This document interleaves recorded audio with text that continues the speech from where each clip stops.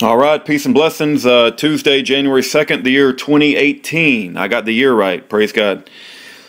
We found a flurry of lost letters from Daniel Riley. I have scanned this into a PDF file uploaded to the Year of Jubilee website. It is titled, "The Sovereign People Must Fight to Stay Sovereign." Daniel wrote it on January the 27th, 2014. He said this is the last of a series of lost letters that were relocated. I think his brother found them in a box in the garage or something like that. So in any event, you can go to Year of Jubilee and download this letter if you want to read it yourself. If you want to stick around and hear me read it, that's what I'm going to do. I'm actually not only going to read the letter that was recovered, but I'm going to read his preface letter that he wrote to me. It was Danbury, Connecticut, December the 28th, 2017. So he wrote it a few days ago. Aaron and Rudy, here is my latest typed letter of the batch that was found. I believe you can call it "The Sovereign People Must Fight to Stay Sovereign." I have two more of the found letters. I wrote them to the New York Pistol and Rifle Association and the National Rifle Association. They contain a lot of legal argument, not so much political speech. Therefore, I will not bother typing them and sending them to you. Unfortunately, my nom de plume is all that was printed on page 5. Maybe you'll be able to get it all within 4 pages. My next letter will be fresh. It may take me some time, like a month, to write. I feel the flurry of letters I've been sending you has kept the Jubilee site and Facebook page bathed with new content. Hopefully this keeps your viewers coming back. Any comments left after viewing or listening to my letters I would enjoy seeing. I think I've stressed this repeatedly. He wants feedback on his letters, and so I do pray that you flood Daniel Riley. If you have taken the time to read his letter or listen to me read his letter, that you write him a letter and let him know what you think. He craves that. I can tell he asks me that every time he calls, and he puts it in his letters. If you find the time, a printout of such comments would be nice. If you guys want to leave a comment on this YouTube video, please flood the comment section and I'll print them out and try to mail it to Daniel. The battle currently raging in the courts over the Second Amendment will be a frequent topic in my next letters. Another key topic is the crux of all our insecurity. I speak of that strumpet, the Federal Reserve System. All right, let's read his letter that was written back in January the 27th, 2014 from Terre Haute, Indiana. All power and authority is based or founded on the people. That is, it comes from the people. The people together make up a society. All societies start out in the state of nature. In order to protect property, the society comes together to form a set of rules to live by and to punish scofflaws. A form of government is created to enforce the rules. In doing so, the society, for the benefit of the whole, loans or delegates some of its sovereign power to the government. This is the basic fundamentals of how society works. In the United States of America, our set of rules is called the United States Constitution. There are other constitutions for each sub-society known as states, but they are not the subject of this correspondence. I hear people claim the Constitution is a contract between the people and the government. Such assertions shows their misunderstanding of the basics. The Constitution could be considered a social contract, but it would be between the people themselves, not between the people and the government. The government doesn't even exist yet. That is why the Constitution starts out, "We the people," while the previous social contract, the Articles of Confederation, was a contract between the states. I like to think of the Constitution as an ordinance or authoritative decree made by the sovereign people, not so much a contract. Over the ages, the pages of history have proven that all governments eventually become despotic and enslave the society that created it. The Founding Fathers clearly understood this historical fact. That is why Thomas Jefferson wrote Life, Liberty, and the Pursuit of Happiness, replacing pursuit of happiness for the term property in John Locke's 2 treatises on government. The word liberty was specifically used with the knowledge of history in mind. That is why the people issued their decree based on limited government and individualism. During the debates to ratify the Constitution, many wise patriots expressed their concern and government was not limited enough, and it did not give society the means to overthrow a tyrannical government. The ratifying convention of the states like New York, Virginia, Massachusetts ratified on the understanding that amendments would be added later to cure these perceived defects. Specifically, the Second Amendment was added to leave the power of force with the people, the source of all power and authority, so they had the means necessary to overthrow a tyrannical government. Without a doubt, the Second Amendment is the basis of the people's sovereignty. A sovereign without the means to make right through might is no sovereign at all. Simply put another way, the Second Amendment secures liberty. The Constitution established bounds within which the government could operate. The people were supposed to be the only source of altering the Constitution, but unfortunately the Constitution has been exposed over time to the power of construction and implication by the courts, who are not responsible to the people. When I say not responsible to the people, I mean these judges do not face elections or other means of being held accountable for their decisions. The courts have augmented the power of government beyond the bounds the people had limited it. On close inspection, we find the Constitution does not grant the power to create fiat currency and declare it legal tender or compel the people to buy a certain product or service. But yet the courts, through construction, have found a way to imply these inexpressed powers are within the bounds of the Constitution. Such implied powers detract from liberty, and citizens will end up losing control of their lives and lead to misery, not happiness. I point out these observations in general, for I believe the practical thinking citizens in their own minds are persuaded which way things are going.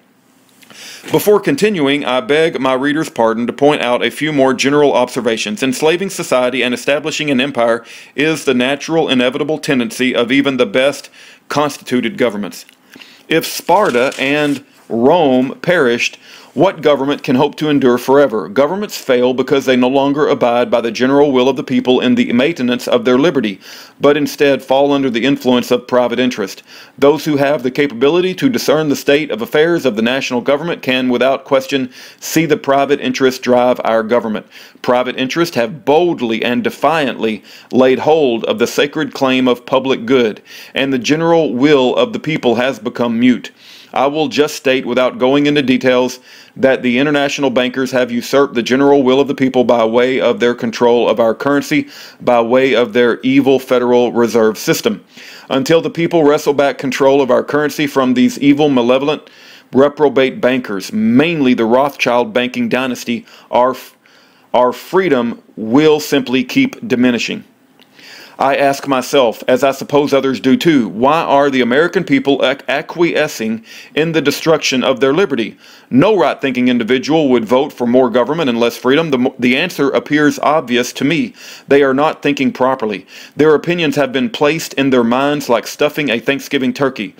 They only know how to live by the opinions of others, deceiving themselves that their consciousness is of their own making. It takes effort to reason properly. Besides common sense, one must put aside his passions, prejudices, and superstitions and use experience as an instructor and reality as proof to form the basis of solid reasoning. But by nature, man is inherently indolent. It is easier to let someone else give you your opinion. That is what the mass media is designed to do.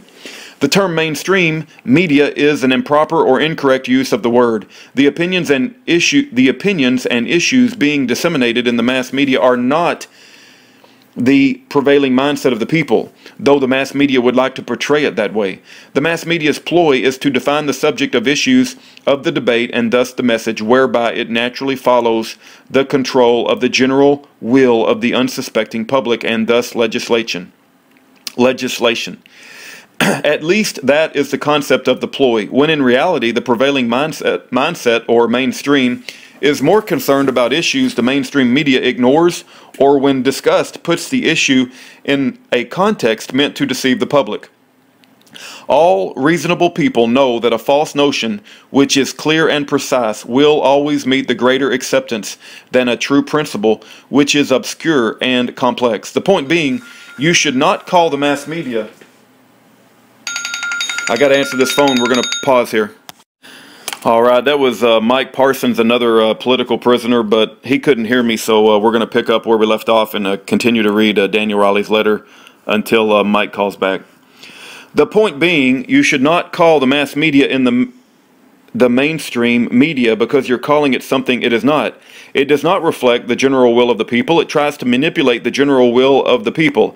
If it truly reflected the general will of the people, then it could be properly called the mainstream media. Let us close the circle by meeting the point from which we set out, that being the Second Amendment, state governments are restricting the natural right to keep and bear arms to such a degree it should cause every reasoning American alarm. Even more alarming is the national courts are upholding a majority of these liberty-destroying restrictions. I almost used the word laws, but I cannot refer to such unlawful restrictions as laws. Please bear in mind that the right to keep and bear arms is married to liberty. With that thought in mind, it does not take a rocket scientist to conclude each new gun restriction is a direct assault on our freedom. Being a native New Yorker, the recent ban on 90% of all semi-automatic militia rifles, bans on magazines that hold greater than 10 bullets, and the ban on buying ammunition by the way of delivery strikes a chord in me that vibrates my very soul, as well as it should any freedom-loving American, no matter what state you reside in. All Americans who cherish liberty should be incensed with the fury of a chained grizzly bear biting at the bars of his cage. These freedom-destroying unlawful restrictions on the very tools of liberty are not being made with truth and solid reasoning as their foundation. No, they are nothing more than another rivet being put in the chains of our slavery by the way of deception. Saint Tyranny Andrew Cuomo declared an emergency so he could circumvent the legislative process in order to pass the SAFE Act in the middle of the night. Such a destructive act the people would have never adopted in cold blood. What was the emergency? What was the imminent peril facing the people of New York that Saint Tyranny had to declare a legislative emergency? Interpret the evidence as we may, the fact must be steadily borne in mind that this is straight-up tyranny with a capital T. Then, to further leave no doubt in our minds, tyranny is the mode of the day. United States District Judge in the Western District of New York, William M. Scretany, declares tyrant Cuomo's SAFE Act is within the bounds of the government's powers to restrict by the Constitution. Within the bounds of the government's powers as restricted by the Constitution. Tyrant Scretany's decision is an affront to the intelligence of the people, not to mention an insult to the venerable generations of 1775. In my previous correspondence, I explained how tyrant Scretany knowingly misapplied the standard of review in contravention of the U.S. Supreme Court. Therefore, I will not discuss it here. The Second Circuit has dishonestly misapplied the standard of review too. Therefore, the appeals court is going to uphold Scretany's decision without a doubt, which it did. The majority of the courts have become loose from their moorings to the Constitution.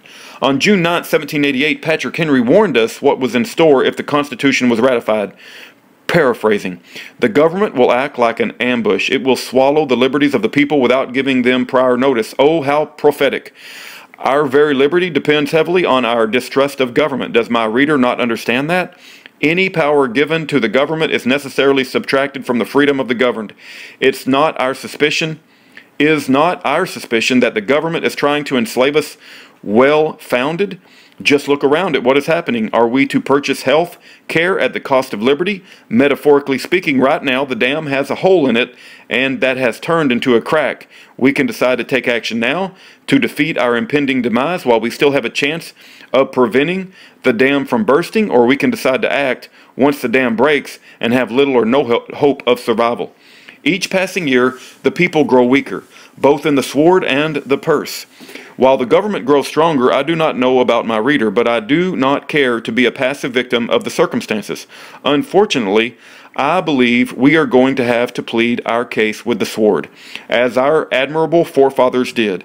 As citizens, we are the sovereign power behind the authoritative decree known as the Constitution. We have the natural right to use our uncorrupted reasoning to conclude if our decree has been violated, no matter what the government contends. Once the government no longer obeys the decree, the people are no longer bound to obey the government. The people regain all their original natural rights and resume their natural liberty. putting them back into a state of nature to once more put a new government together to secure the blessings of liberty and happiness. If the courts do not annul these unlawful restrictions on our natural right to keep and bear arms, the people are obliged the right to forcefully resist this rogue government, even to the point of overthrowing it if necessary, for the self-preservation of society. Each passing year we see oppression gaining ground without it being possible for the people to know where it is going to stop, or by what means we have left to check its progress.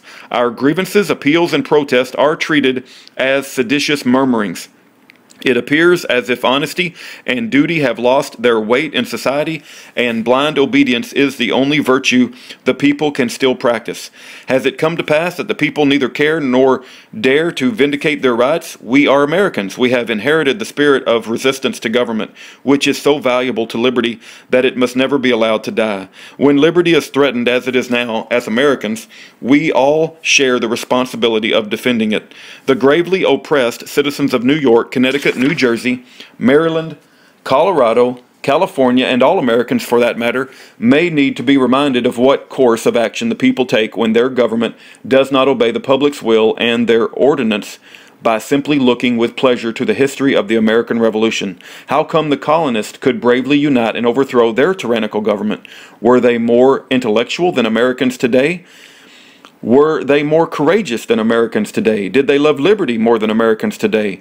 Their revolution, which defeated the most powerful army in the world at the time, should encourage American patriots and remind our enemies what their fate holds in store for them if they do not repeal these unlawful restrictions on our liberty tools. If these militia weapon bans and restrictions, which are acts injurious to freedom, and could reasonably be considered as acts of war against society, are borne by the people, not only will it be repeated in the presence of such submission, but it will most assuredly be the death warrant of liberty. Who can question the lawfulness of raising a defensive war against tyranny?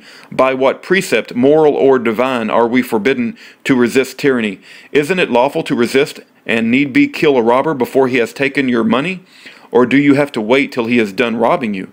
The government, especially the aforementioned state governments, have called the coming violence down upon themselves. Corrupt governments are a machine for making revolutions. Let them call us rebels. Let them call us terrorists. We welcome it. We feel no concern from such labels. As American patriots, we rather venture our lives bravely in defense of our rights and liberty than degradingly submit to a despotic fraternity of lawmakers, or rather, I mean, lawbreakers. As Americans, we will not give our allegiance to any government whose pattern of actions prove it is bent on enslaving us. The time is fast approaching when we will either have to yield all our rights and speak no more of freedom, or to oppose the enemy and no longer rest upon our arms and assume our rightful place as the true heirs to the spirit of '76. As able-bodied men and women, the Second Amendment places us, the militia, as sentinels over liberty to protect it from the encroachments of government. We need to follow the example given to us by our illustrious forefathers.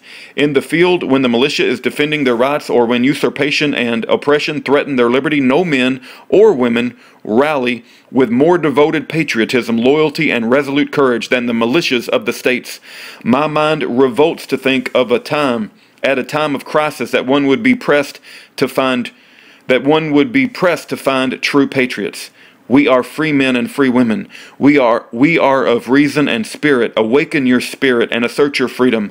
What manner of men and women are we if we are obliged to fight for our rights and remain passive and submissive? Cowards. That is what our posterity will remember our generation as, cowards, the generation that allowed the flame of liberty to be extinguished. I have faith in our generation that it will resist the unconstitutional invasion of our rights, and our names will be praised until the sands of time are absorbed into eternity. We do have the fortitude enough to face danger in a just cause. Indeed, we will not let ourselves be cowards, otherwise, in consequence of it, we must be slaves. The enemy has already made our choice for us. This correspondence is not just my opinion alone, or any new opinion. The same has been expressed throughout history. On example, like the speech worthy Emperor Trajan 98 through 117 AD, made to his Praetorian forces. The emperor drew his sword, and while holding it up before the troops, exclaimed, "Use this sword for me, if I reign well. If not, then use it against me." Today, no matter what way you look at the Constitution, its foundation is the indispensable necessity of a well-regulated, trained, and disciplined militia. The militia is the American people's sword. This correspondence, which I could make much longer, grows already too long. I shall simply conclude by saying, take good care. That's another letter from Daniel Riley. He has knocked it out of the park. He is an incredible writer of patriotic history, of American history. I pray that you write him a letter in prison. Let him know what you think. Leave a comment in the comment section, and I'll try to get it to him. Thank you for your time.